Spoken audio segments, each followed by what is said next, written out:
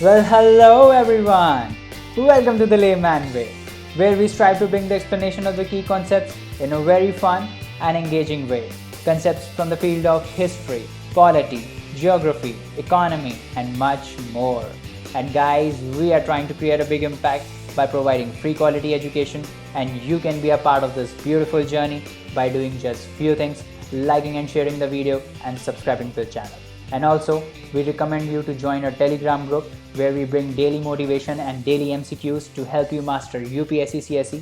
And guys, if you are watching this video, do not forget to leave a comment down below to share your progress with others so that we can motivate one another. And let's get started. So guys, welcome to the course. तो चलिए अपना lecture आगे continue करते हैं current affairs का। और आज हम स्टार्ट करेंगे न्यू स्टार्ट ट्रीटी से, है ना।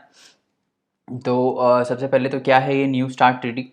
स्टार्ट का फुल फॉर्म है स्ट्रैटेजिक आर्म्स रिडक्शन ट्रीटी, है ना। ART is arms reduction treaty और ST से क्या है स्ट्रैटेजिक, ठीक है। तो ये किसके किसके बीच में, सबसे पहली इंपॉर्टेंट बात किसके किसके बीच में, तो ये US और रशिया के बीच में ट्रीटी साइन हुई है ना।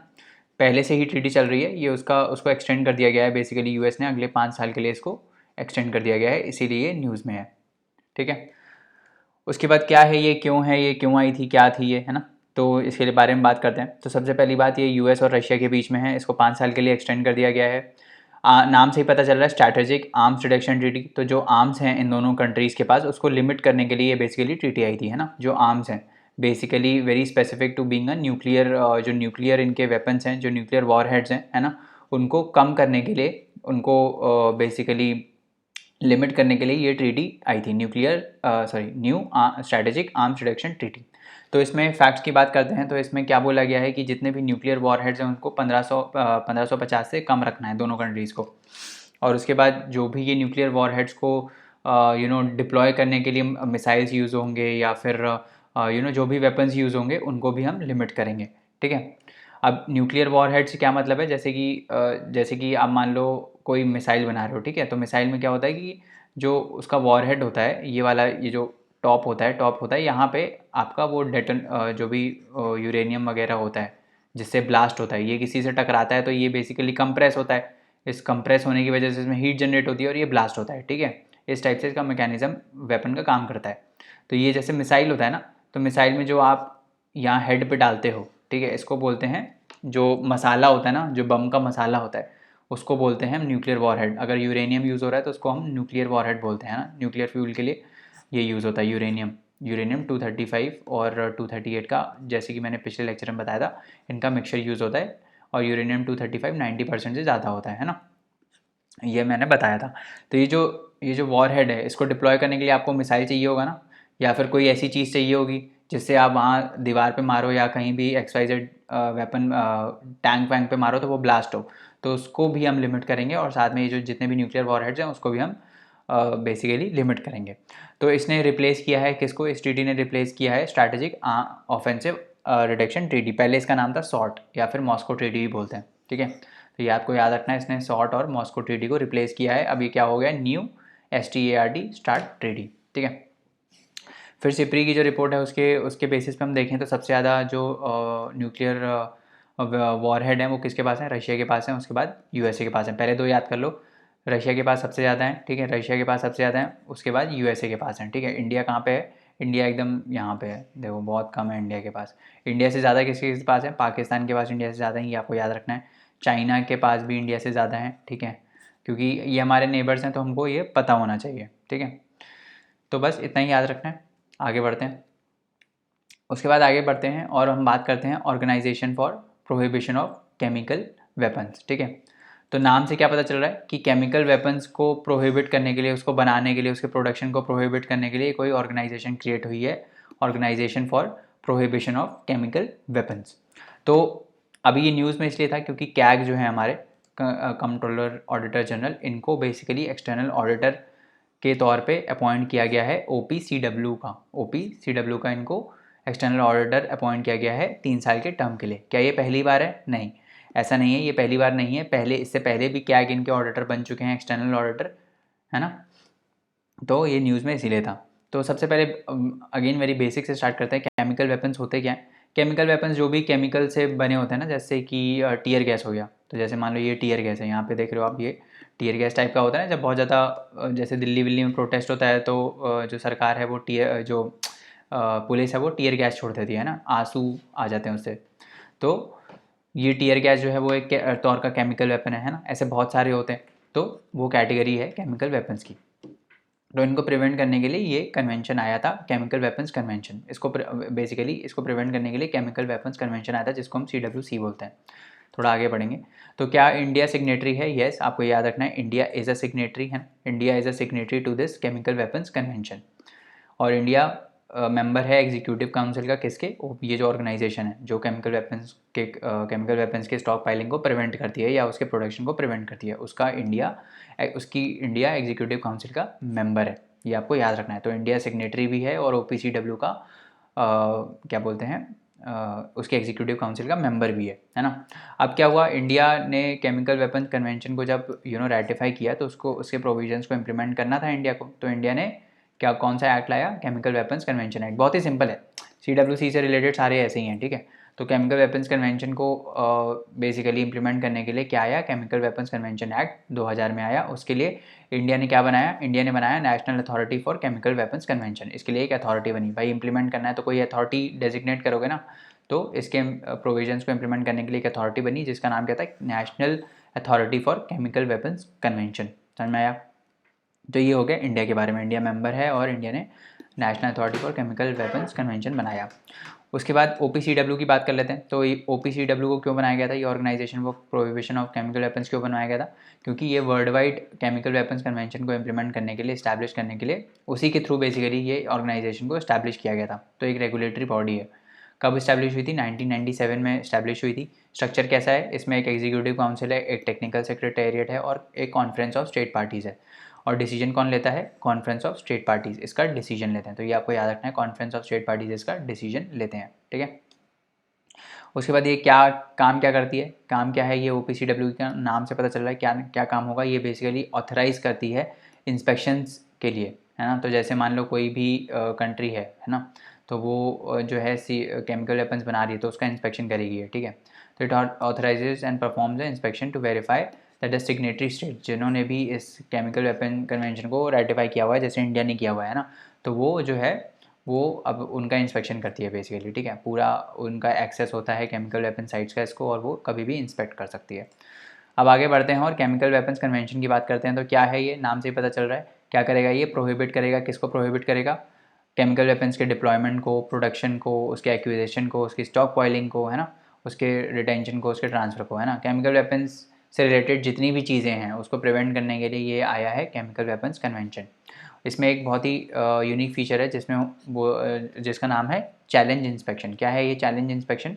चैलेंज इंस्पेक्शन इज़ बेसिकली कोई भी कंट्री, ठीक है, सॉरी, कोई भी कंट्री को अगर ऐसा लग रहा है कि दूसरी कंट्री इसके प्रोविजंस को फॉलो नहीं करिए तो वो चैलेंज कर सकती है। जैसे मान लो इंडिया जो है, लेट्स से इंडिया जो है वो पाकिस्तान को चैलेंज कर दे कि भाई आप चैलेंज इंस्पेक्शन करवाओ, तो क्या होगा कि पाकिस्तान इसको एक्सेप्ट करेगा, है ना, और फिर अपनी साइट्स का इंस्पेक्शन करवाएगा। This is called challenge inspection, है ना। हम आपको चैलेंज कर रहे हैं कि आपकी साइट, आप अपनी साइट को इंस्पेक्ट करवाओ, ठीक है। या फिर कंट्री खुद भी कर सकती है अपने आप को चैलेंज, ठीक है। तो ये भी है, ठीक है। फिर इससे रिलेटेड एक और प्रोटोकॉल है, that is called Geneva protocol. तो इसमें आपको याद क्या रखना है? Geneva protocol is related to chemical weapons, है ना। तो ऑप्शन में ऐसे ही पूछ लेते हैं, जेनेवा प्रोटोकॉल दे देंगे, Geneva protocol is related to, नीचे लिख देंगे 4-5 चीज़ें, nuclear weapon, chemical weapon, XYZ, है ना। तो आपको याद रखना है कि it is related to chemical weapons.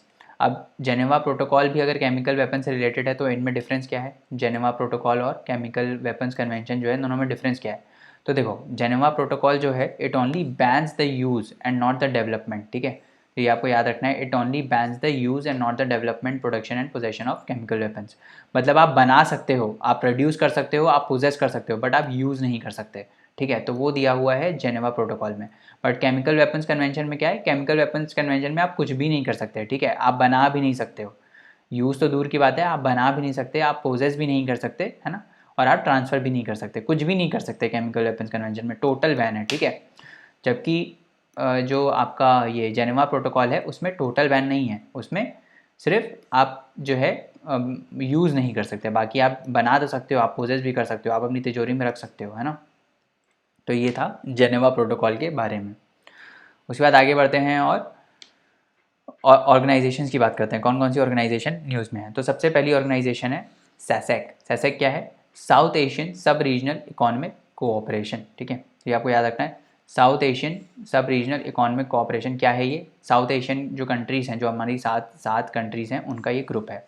तो कौन कौन सी कंट्रीज़ हैं ये आपको याद रखना है। कौन कौन सी है? इंडिया है, बांग्लादेश है, भूटान है, मालदीव्स है, नेपाल है, श्रीलंका है एंड म्यांमार है, ठीक है। तो ये आपको याद रखना है कौन सी 7 कंट्रीज़ हैं सैसेक में। सैसेक है साउथ एशियन सब regional economic cooperation. India, Bangladesh, Bhutan, Maldives, Nepal, Sri Lanka and Myanmar, है ना। कोई भी रीजनल ऑर्गेनाइजेशन होती है, और इसमें तो नाम से ही पता चल रहा है इकोनॉमिक कोऑपरेशन है, तो क्या करेंगे? इकोनॉमी के बेसिस पे कोऑपरेट करेंगे, है ना, इकोनॉमिक ग्रोथ बढ़ाएंगे एक दूसरे में। तो इसका एम क्या हो सकता है? इसका एम यही है कि हमको इकोनॉमिक ग्रोथ बढ़ानी है साउथ एशियन रीजन में, है ना। कैसे बढ़ाओगे? एक एक कंट्री ए है और दूसरी कंट्री बी है, इन दोनों के बीच में इकोनॉमिक ग्रोथ कैसे बढ़ेगी? जब ए से सामान बी में जाए, बी से सामान ए में आए, है ना, इन दोनों का इंपोर्ट एक्सपोर्ट बढ़े, है ना, कनेक्टिविटी बढ़े, बॉर्डर पे कनेक्टिविटी बढ़े, यही सबसे बढ़ेगा, है ना। कोऑपरेशन बढ़े, एनर्जी कोऑपरेशन बढ़े, XYZ जितनी भी मतलब चीज़ें हैं उनको सबको बढ़ाना है। तो ये कैसे करेगा? इकोनॉमिक ग्रोथ कैसे अचीव करेगा? क्रॉस बॉर्डर कनेक्टिविटी करके, एनर्जी कोऑपरेशन करके, है ना, रीजनल प्रॉस्पेरिटी बढ़ा के, है ना, एजुकेशन में एक दूसरे को सपोर्ट करके, वहाँ के स्टूडेंट एक्सचेंज इधर आएँ, इधर के स्टूडेंट्स वहाँ पढ़ें जाके, है ना, इस टाइप से क्वालिटी ऑफ लाइफ इंप्रूव करके, यही सब करके कर सकते हो, है ना। तो इसी से ही जो है वो इकोनॉमिक ग्रोथ बढ़ेगा। अब इसका सेक्रेटेरिएट कहाँ है? इसका सेक्रेटेरिएट जो है Asian development bank serves as its secretariat. तो कोई भी पूछ ले कि सासेक, जो हमारा सासेक है, उसका सेक्रेटेरिएट कहाँ है, तो क्या बोलोगे आप? एशियन डेवलपमेंट बैंक जो है वो उसका सेक्रेटेरिएट है। ADB इज़ इट्स सेक्रेटेरिएट, ठीक है, समझ में आ गया। ADB इज़ इट्स सेक्रेटेरिएट, इतना समझ में आ गया। आगे बढ़ते हैं, UNCDF के बारे में बात करते हैं, United Nations capital development fund के बारे में। तो क्या है ये? कोई कैपिटल है, कोई फंड है ना, पैसा है इसमें। कोई कैपिटल डेवलपमेंट फंड है, डेवलपमेंट हम करेंगे, कैपिटल हम को डेवलप करेंगे। कैपिटल आप कैसे डेवलप कर सकते हो भाई? आप फाइनेंस प्रोवाइड करोगे, है ना, फाइनेंस प्रोवाइड करोगे। और ये कहाँ फाइनेंस प्रोवाइड करेगा? पुअर कंट्रीज़ में, ठीक है। तो बस इतना आपको याद रखना है कि क्या है ये और क्या करता है। फाइनेंस प्रोवाइड करता है पुअर कंट्रीज़ में, ठीक है। जो भी जो लीज डेवलपिंग कंट्रीज़ होती है ना, वहाँ पे फाइनेंस प्रोवाइड करता है, ताकि वहाँ पे प्रॉस्पेरिटी बढ़ पाए, एंटरप्रेन्योरशिप को बढ़ा पाएँ हम, है ना। पैसे से तो आप कुछ भी कर सकते हो। तो क्या है ये? It was establish by UNGA, United nation general assembly ने 1966 में इसको इस्टेब्लिश किया था। क्यों इस्टेब्लिश किया था? ताकि पब्लिक और प्राइवेट फाइनेंस हम प्रोवाइड कर पाएँ, कहाँ पे? लीस्ट डेवलपिंग कंट्रीज़ में, LDCs में। बस इतना ही आपको याद रखना है, ठीक है। उसके बाद आगे बढ़ते हैं और सिप्री के बारे में बात करते हैं। What is SIPRI? Stockholm international peace research institute. Stockholm international peace research institute, नाम से क्या पता चल रहा है? पीस के लिए काम करेगा, है ना, पीस के लिए काम करता है ये। तो ये जो हमने अभी पीछे रिपोर्ट पढ़ी थी कि वेपन किसके पास कितने हैं, वो कौन रिलीज़ करता है? वो भी सिप्री ही रिलीज़ करता है वो रिपोर्ट, ठीक है। तो जो ये वेपन्स के कितने कंट्रीज़ के पास कितने वेपन्स हैं, ये वाली रिपोर्ट सिप्री ही रिलीज़ करता है, ये आपको याद रखना है, ठीक है। कब इस्टेब्लिश हुआ था? ये इस्टेब्लिश हुआ था 1966 में। It is an international institute dedicated to research into the conflict arms control and disarmament, है ना। तो आर्म्स मतलब वही वेपन्स की बात हो रही है। तो वेपन्स कौन कितना प्रोसेस कर रहा है, उसको हटाने के लिए क्या स्टेप्स लिए जाने चाहिए, कॉन्फ्लिक्ट को कैसे रिजॉल्व करेंगे, ये सब सिप्री का काम है। तो सिप्री की जो रिपोर्ट आई थी अभी रिसेंट, उसमें इंडिया का जो आर्म्स इंपोर्ट है ना, जो इंडिया आर्म्स इंपोर्ट करता है, सबसे ज़्यादा इंडिया रशिया से इंपोर्ट करता है, ये आपको याद रखना है। फिर USA से इंपोर्ट करता है, तो ये भी आपको याद रखना है। तो इंडिया के जो टॉप 2 प्रोवाइडर्स हैं आर्म्स के, 2000 रशिया, USA, फिर फ्रांस से भी लेता है सामान, है ना, डिफेंस इक्विपमेंट्स। तो वो भी आपको याद रखना है। तो इंडिया ने बेसिकली अपना जो इम्पोर्ट है उसको 33% से डिक्रीज़ किया है एज़ कम्पेयर टू, मतलब अगर हम 2011-15 के कंपैरिजन में बात करें तो 18 जो 16 से 20 वाला पीरियड है उसमें इंपोर्ट जो है वो डिक्रीज़ हुआ है ना, इतना आपको याद रखना है। उसके बाद इंडिया के जो टॉप आर्म सप्लायर हैं वो कौन कौन है? रशिया है, फ्रांस है, इजराइल है, ठीक है। तो ये आपको याद रखना है। 49% जो है वो इंडिया रशिया से इंपोर्ट करता है, फिर 18% फ्रांस से करता है। ये परसेंटेज इंपॉर्टेंट नहीं है, बस इतना याद रखो। टॉप 3 कौन है? रशिया, फ्रांस जैसे मैंने बताया था, और इसराइल, ठीक है। रशिया, फ्रांस और इसराइल यहाँ से इंपोर्ट करता है। उसके बाद 5 लार्जेस्ट आर्म्स इंपोर्टर्स की अगर हम एक्सपोर्टर्स की बात करें तो यूएस है, रशिया है, फ्रांस है, जर्मनी है एंड चाइना है। ये लोग एक्सपोर्ट कंट्रीज़ हैं। और इंपोर्ट कंट्रीज़ कौन सी हैं? सऊदी अरेबिया है ना, इंडिया है, इंडिया हमने देख ही लिया, इंडिया ने काफ़ी इंपोर्ट किया है। सऊदी अरेबिया है, इंडिया है, और कौन है? इजिप्ट है, ऑस्ट्रेलिया है एंड चाइना है, ठीक है। तो चाइना एक्सपोर्ट भी करता है, इंपोर्ट भी करता है, ठीक है। तो ये हो गया सिपरी की रिपोर्ट के बारे में। आगे बढ़ते हैं और NCI-IPC के बारे में बात करते हैं। What is NCI-IPC? So it is national critical information infrastructure protection centre. तो नाम में क्या है? क्रिटिकल इंफॉर्मेशन इंफ्रास्ट्रक्चर, इसी को ही ये प्रोटेक्ट करने के लिए है। तो हमको ये पता होना चाहिए कि ये जो क्रिटिकल इंफ्रास्ट्रक्चर की बात हो रही है, व्हाट इज़ क्रिटिकल इंफ्रास्ट्रक्चर। तो बात करते हैं what is critical, what is CI, what is critical infrastructure, sorry CF लिख गया, CI लिख देता हूँ अच्छे से। तो व्हाट इज़ क्रिटिकल इंफ्रास्ट्रक्चर, क्या होता है क्रिटिकल इंफ्रास्ट्रक्चर? कोई भी ऐसा चीज़, कोई भी ऐसा एसेट जो कंट्री के पास है, जो बहुत ही क्रिटिकल है। क्रिटिकल मतलब बहुत ही इम्पॉर्टेंट है, बहुत ही सेंसिटिव इन्फॉर्मेशन उसमें स्टोर्ड है। मान लो जैसे कि, मान लो कोई एक कंप्यूटर है इंडिया के पास, ठीक है, एक कोई सुपर कंप्यूटर है जिसमें इंडिया के लेट्स से सारे न्यूक्लियर प्रोग्राम्स के बारे में इंफॉर्मेशन है, फॉर एग्जांपल, ठीक है। तो ये जो कंप्यूटर है, this becomes a critical infrastructure, क्योंकि इससे क्या होगा, अगर ये हैक हो गया कंप्यूटर या किसी गलत हैंड्स में चला गया, तो इससे क्या होगा, नेशनल सिक्योरिटी जो है ना, हमारी जो नेशनल सिक्योरिटी है उसके ऊपर हार्म आने की चांसेस हैं, ठीक है। तो this is called a critical infrastructure, just for an example. बहुत ही सिंपल लैंग्वेज में समझा दिया।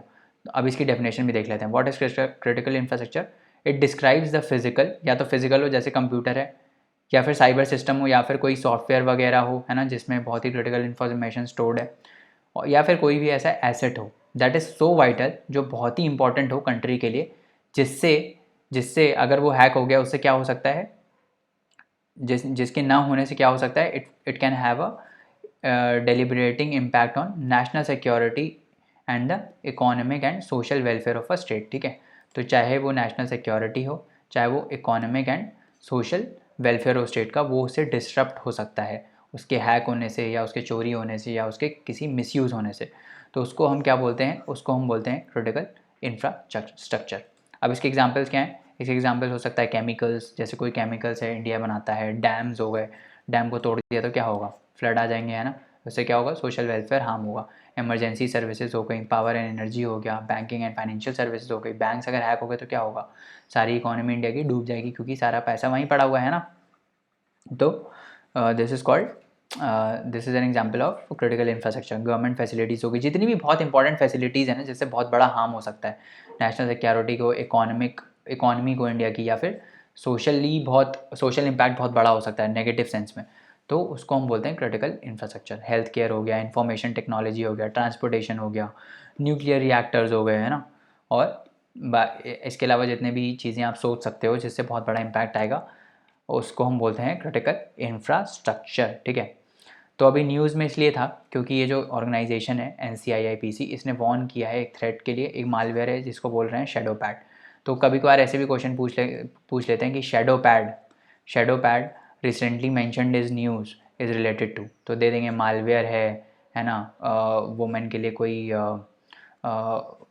कोई चीज़ जो नई बनी है उनके मेंसुरेशन को प्रोटेक्ट करने के लिए, इस टाइप से आ सकता है, क्योंकि पैड है ना। तो इस टाइप से कोई माउस का पैड है, इस टाइप से कुछ भी दे सकते हैं, मतलब XYZ समझो, 4 ऑप्शन कुछ भी दे सकते हैं, और उसमें एक ऑप्शन होगा मालवेयर है ना। तो ये आपको याद रखना है, क्योंकि ऐसे पास्ट में क्वेश्चन पूछे गए हैं, तो इसलिए बता रहा हूँ, ये याद रखना है आपको कि ये एक मालवेयर है।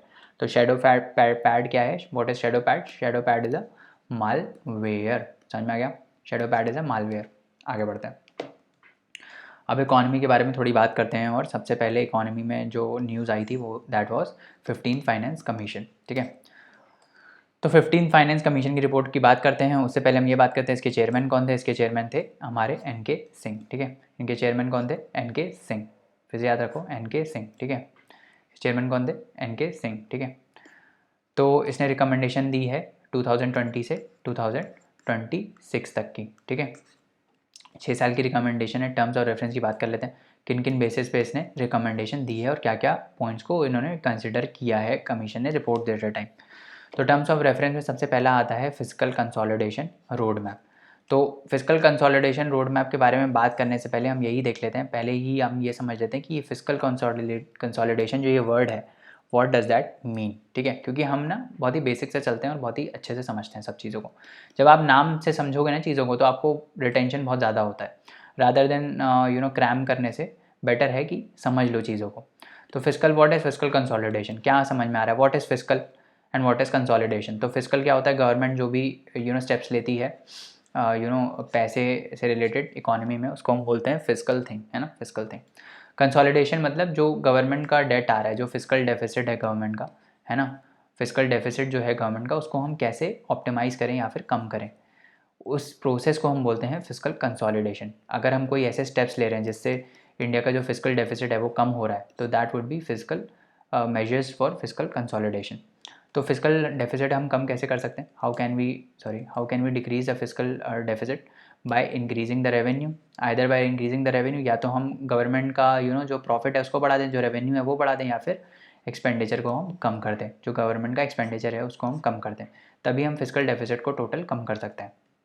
तो उसके लिए बेसिकली इन्होंने रिकमेंडेशन दी है। तो गवर्नमेंट के जो फाइनेंसेस हैं, है ना, जिससे गवर्नमेंट को पैसा आता है, और जो गवर्नमेंट के एक्सपेंडिचर हैं उसको इन्होंने एनालाइज़ किया है और उसके बेसिस पे रिकमेंडेशन दी है अपनी। तो this is one of the terms of reference.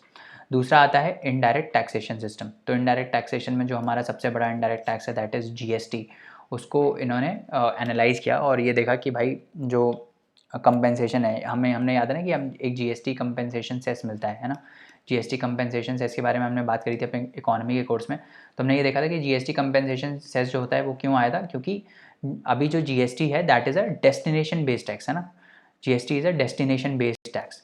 पहले क्या होता था कि जो स्टेट्स होते थे वो अपना वैट लगाते थे, वो अपना सेल्स टैक्स लगाते थे, है ना, वो अपना सेल्स टैक्स लगाते थे तो उनका रेवेन्यू आता था उससे। अभी क्या है, इन सबको हटा दिया है, वैट वैट तो अब लगता नहीं है एक्सेप्ट फ्यू थिंग्स। तो उससे क्या है, स्टेट्स का रेवेन्यू लॉस हो रहा है। तो अब जैसे मान लो कि जस्ट फॉर एन एग्जांपल, जैसे मान लो छत्तीसगढ़ है ना, छत्तीसगढ़ में स्टील वगैरह बहुत है। तो अगर स्टील छत्तीसगढ़ से बन के मुंबई में जाता है तो उसका जो टैक्स है वो मुंबई को मिलेगा, ना कि छत्तीसगढ़ को। So this was a major problem for the states कि भाई रिसोर्स हमारा है, टैक्स कोई और ले रहा है ना, तो इससे लॉस हुआ है बहुत ज़्यादा रेवेन्यू में। तो इसको कंपेंसेट करने के लिए जीएसटी कंपेंसेशन सेस आया था, ठीक है।